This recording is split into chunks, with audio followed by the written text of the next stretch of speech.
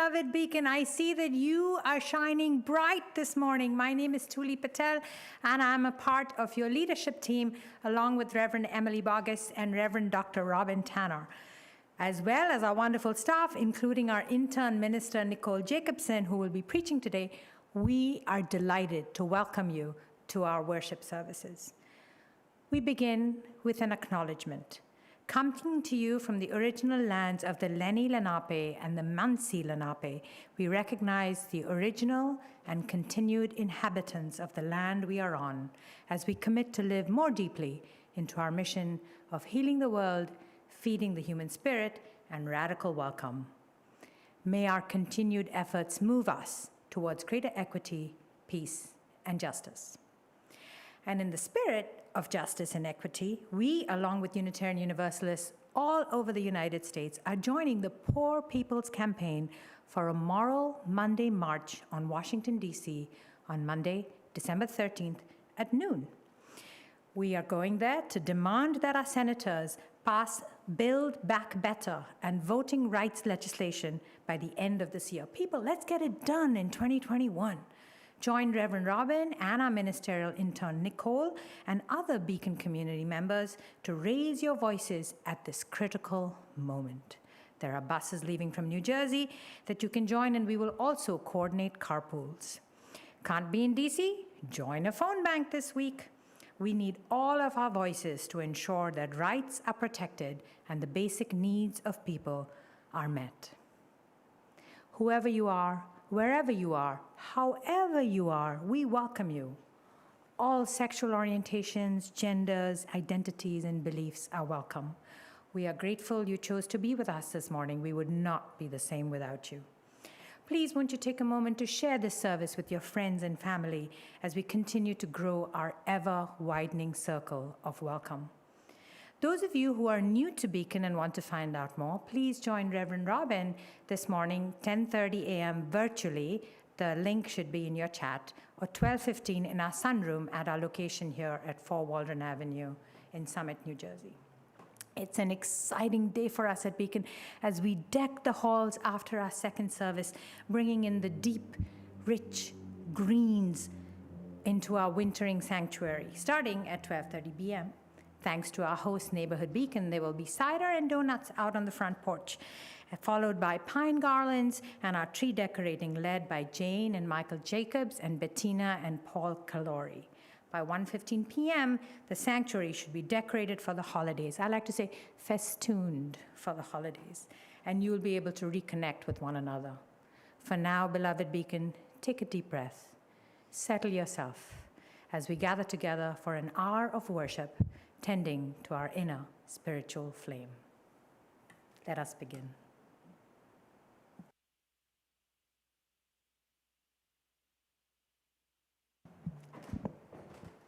'Tis the season of heralds, hope, oil enduring, and light returning. It is the time when prophets emerge with truth, and we are called to journey with a trust that seems to slip out of sight as quickly as the next to-do flashes in our panicked mind. Before we begin by lighting our chalice this day, the symbol of our faith, in truth, as Unitarian Universalists, we draw from many rivers of wisdom, including Christianity. And today is the second Sunday of Advent. The first candle last week was kindled for hope, for the insights of those willing to speak truth to power. It's not a saccharine hope. Rather, beloved, this is an embodied hope, a hope that we together know well. It is a hope and a commitment that I see across a 7-hour board retreat yesterday, where board members looked deeply at our mission of feeding the human spirit, of being radically inclusive and healing the world, and deepened our commitment as a community to that mission. It is a hope that is lived in those who showed up yesterday in New Jersey for reproductive rights. And it is a hope that is shown in the courage to tell the truth that despite appearances or how we might mask it. We don't have it all together. And we can be vulnerable with one another. The second Sunday symbolizes faith. It is the story of the journey to Bethlehem and the trust it takes to journey with one another when so much is certain before you. Just as Mary and Joseph made that journey with trust in one another, in life herself, and in the possibility of what could be, and the presence of the self to find that joy during that anxious journey. Where will we sleep? And where will we raise this child in this chaotic and scary world? And my, let us see the signs of life in these desert times. Faith, trust, confidence in the goodness within the chaos.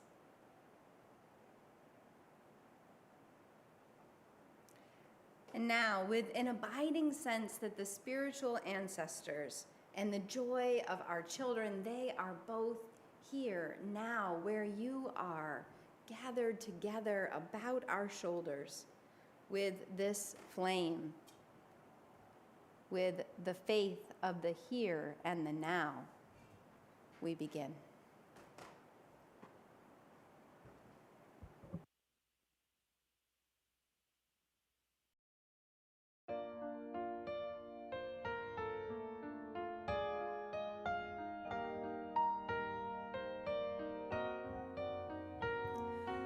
Enter, rejoice, and come in. Enter, rejoice, and come in. Today will be a joyful day. Enter, rejoice, and come in.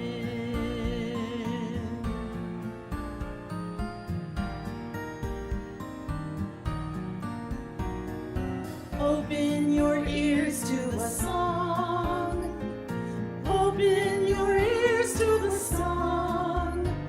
Today will be a joyful day. Open your ears to the song. Open your hearts, everyone. Open your hearts, everyone. Today will be a joyful day. Open your hearts, everyone.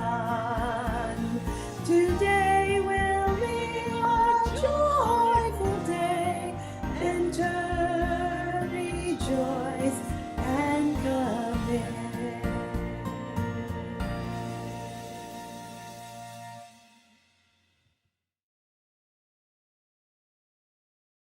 Today we light a candle for all in our community who are struggling financially, to pay the mortgage or the rent, to put food on the table, to pay for medical bills, and to pay for gifts.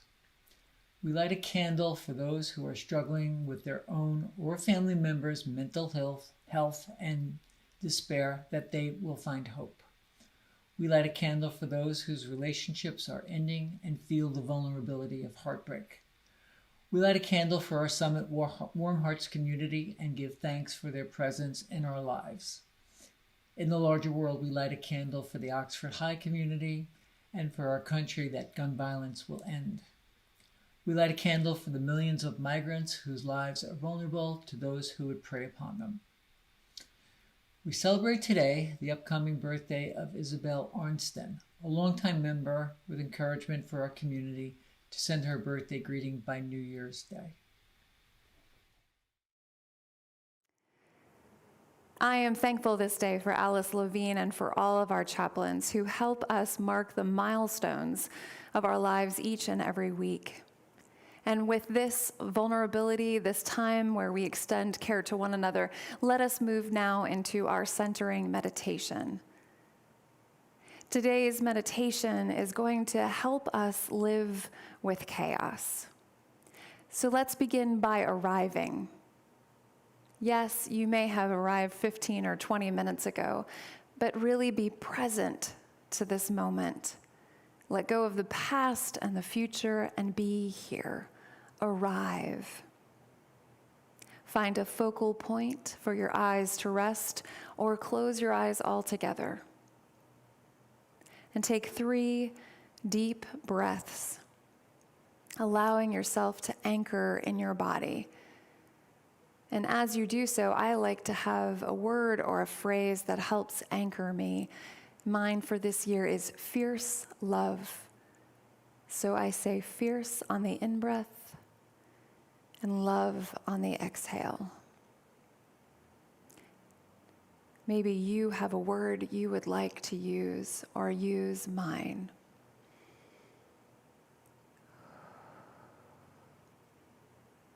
So often, when there is chaos all around us, or chaos within, as if those two things can be separate, we carry it in our bodies. And so taking a moment to arrive, to breathe, and to anchor allows us on the exhale to release the tension that we are carrying in our body. And so on the exhale, I invite you to release the tension, whether that is a headache behind the eyes, or a sore spot in your shoulders, butterflies in your belly, or feet that are just tired. As you exhale, release. Thinking of it as a visional massage for your body. And as you exhale and release, think about letting go of control. You do not need to control the chaos within or without. It is just there. Let go of the outcome.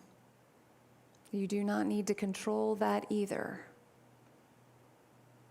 Each time you exhale, let go.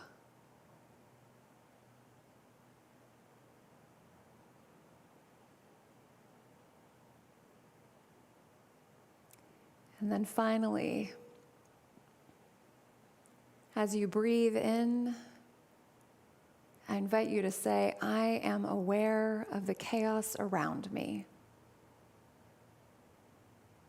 And as you breathe out, say to yourself, I am open to the joy around me. Breathing in, I am aware of the chaos around me. Breathing out, I am open to the joy around me. And last time, breathing in, I am aware of the chaos around me.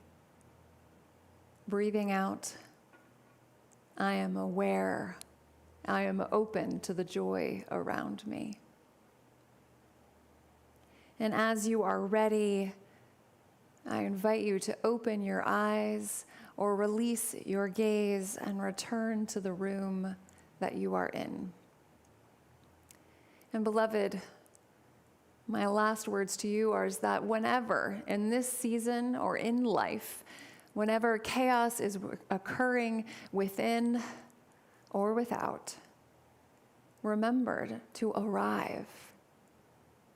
Remember to center yourself, anchor yourself in your word, and then to let go. You can be aware of the chaos and open to joy.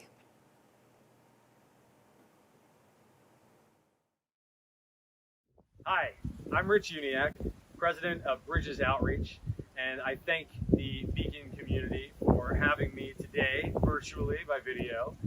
For more than 30 years, Bridges has been known for our street outreach to people who are experiencing homelessness, starting in New York City, but including our work here in Summit and in Newark. In the wake of this pandemic, we started to do outreach 7 nights a week on the streets of Newark. It's given us the opportunity to have a much clearer picture of homelessness and of the needs, really giving the entire community the ability to do a better job and serving these most vulnerable neighbors. It's enabled us to challenge a lot of the perceptions of who's homeless and just how many there are. The best numbers that HUD has had are that there were 349 people living unsheltered in the city of Newark as of 2020. I can tell you that our team, through nightly outreach, since January 1st of this year, has engaged 1,366 unique individuals living unsheltered in the city of Newark. This shatters all of the numbers that we were previously using and gives us an opportunity, uniquely positioned, in fact, to fill in those gaps about specifically who we're dealing with and what their needs are. It's really an incredible opportunity, and we're working to leverage that experience here in Summit as well, as just a few weeks ago, we hired our first full-time case manager to assist those who are experiencing homelessness in this community as well. I'm so grateful for the support of this community in giving us the ability to do this work. I believe that together we can end homelessness. Thank you so much again for this opportunity and for taking the time to listen. Thank you.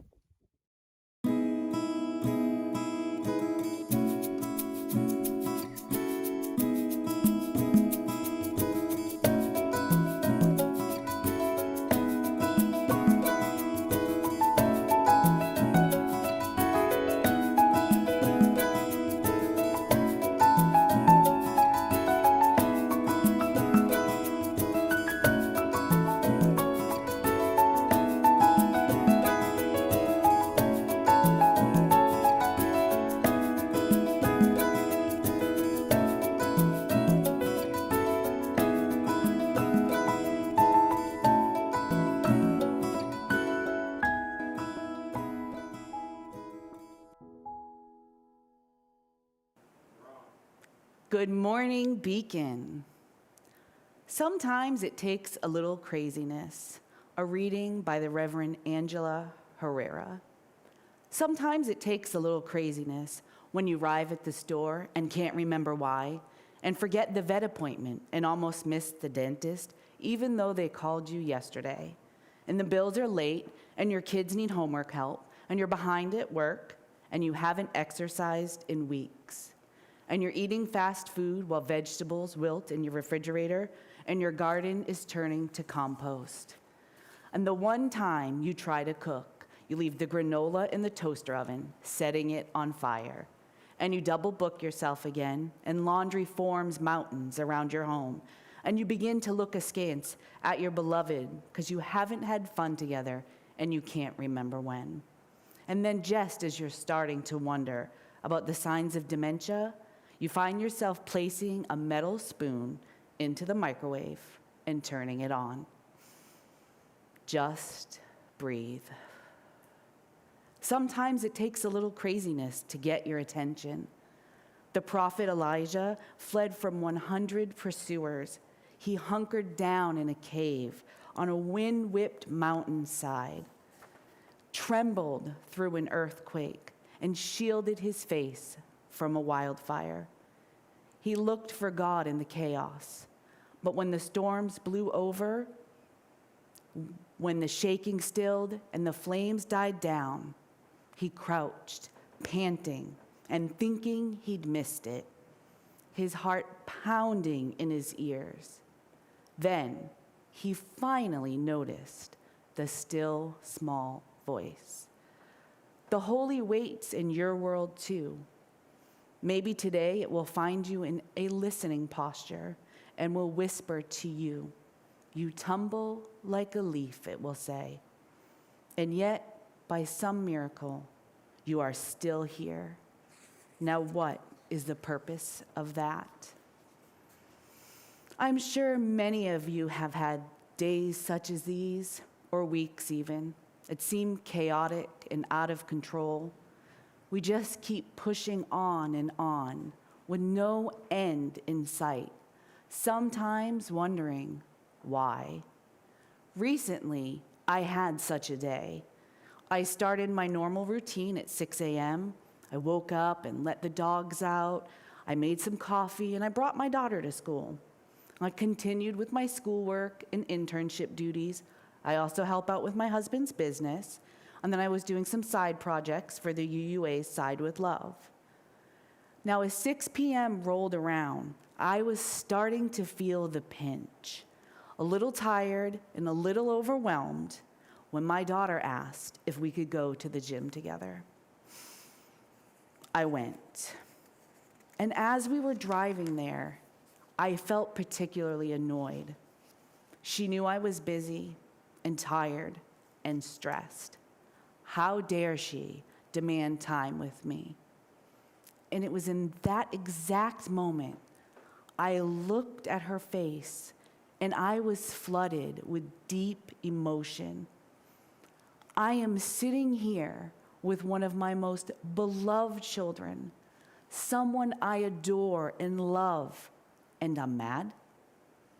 I suddenly felt a rush of joy and appreciation for her and for her insistence that we go. And in that moment, I decided that finding time for joy was just as important, if not more, to me and to her than all the other efforts I worked on that day.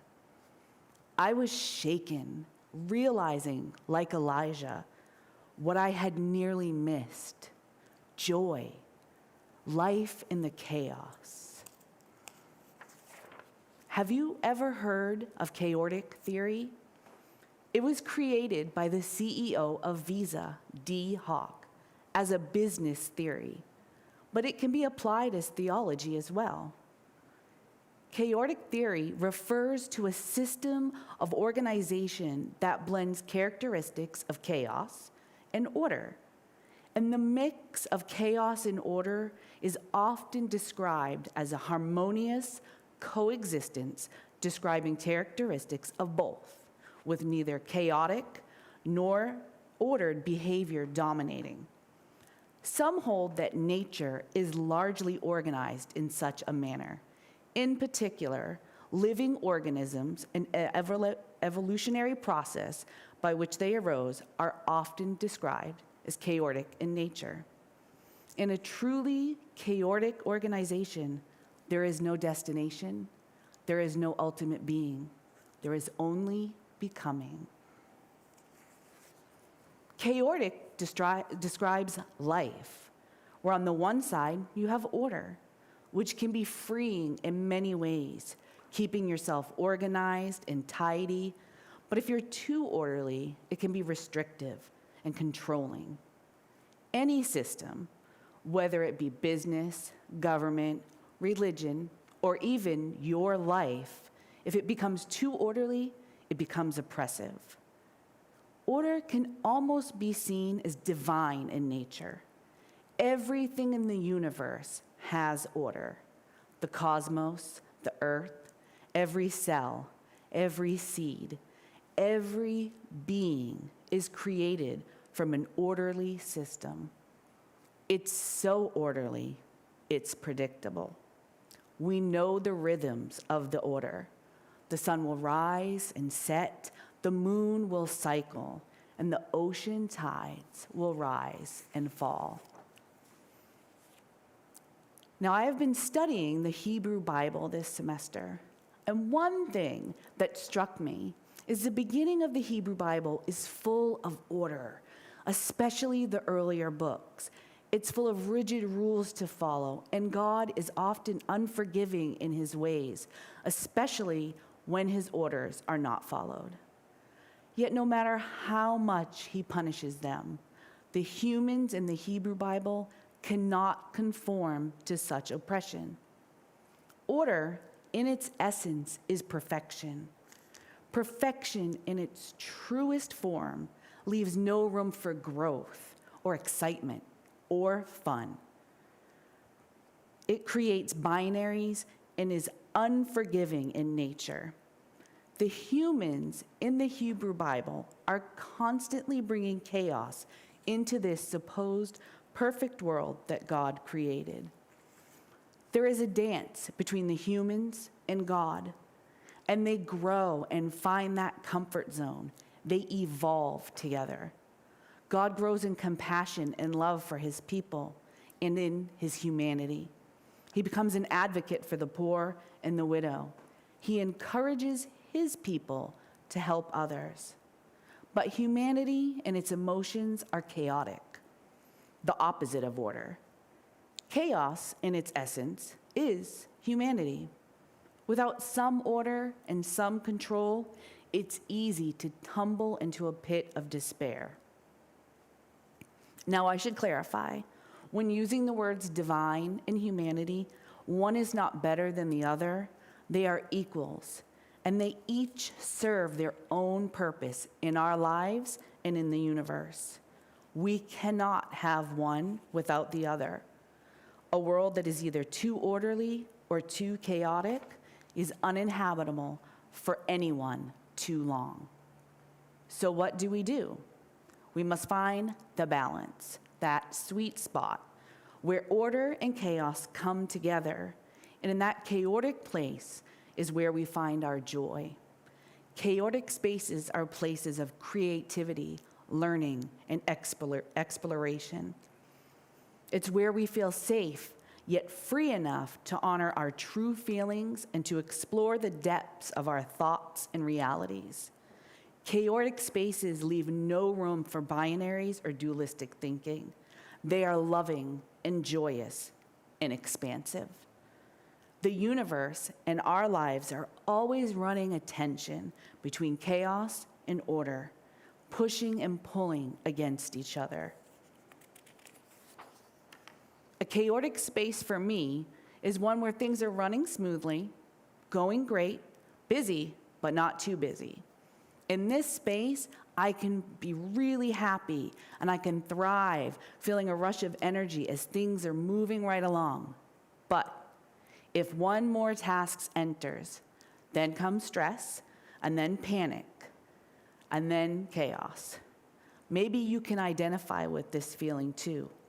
Or perhaps you've entered a situation that has too much order, and you're bored, and you feel stifled and stagnant, where there's no joy, there's no love in what you're doing. So how do we keep the balance between chaos and order and find real joy?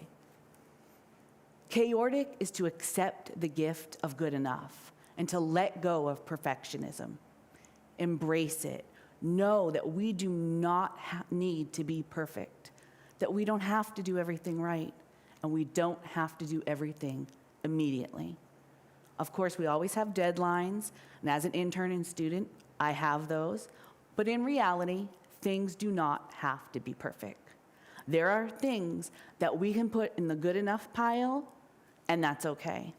We can say, I did it, I'm going to honor myself, I'm going to love myself, and that's good enough. Because I want to spend some time over here in my joy, and I want to be at peace with myself. Chaordic also means we give ourselves the gift of no. Now, this can be a hard one. We need to be mindful of overfilling our plates, taking on too much, and agreeing to do things that we don't really want to do. This, too, can quickly send an orderly world into chaos. Setting boundaries and learning to say no when we truly cannot or do not want to do something can be a healthy and joyous experience. Setting boundaries frees us to focus on the things that matter and to do them with love and joy. When we spread ourselves too thin, we are unable to find inspiration. When we say no to some of the numerous requests filling our days, we pave the way to say yes to what we truly value. Beloved, ask yourselves, what do I truly value? Maybe you're unsure. Bring awareness. Let go of being perfect. Affirm the good enough. Joy is messy, beloveds. It is in the imperfect, blessed chaos 22 days ago I nearly missed my life. I looked to my right, and I saw my life's joy in the car, and I was suddenly aware. As she is here today, joy had been with me all along. Amen, and blessed be.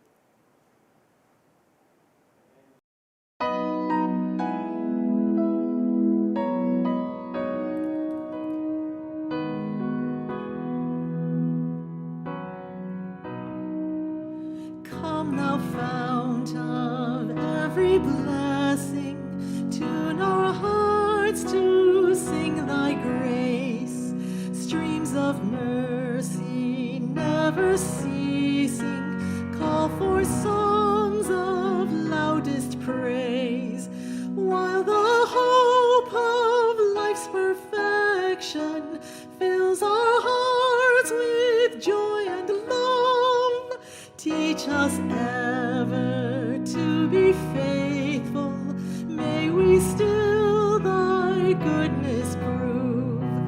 Come, thou fount of every vision, lift our eyes to what may come. See the lion and the young lamb dwell together in thy home.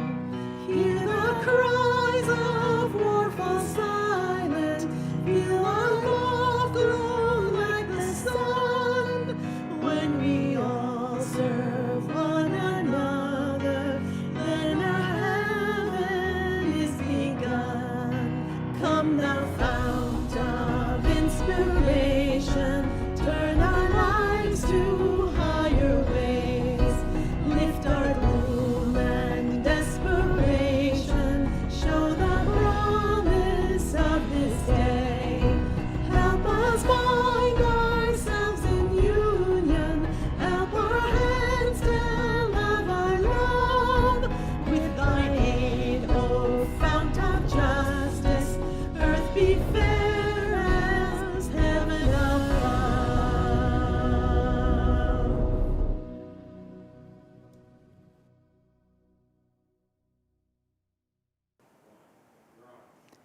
Beloved, joy is all around you. It's yours for the taking. Stand in your joy. Own it. You deserve it. Amen, and blessed be.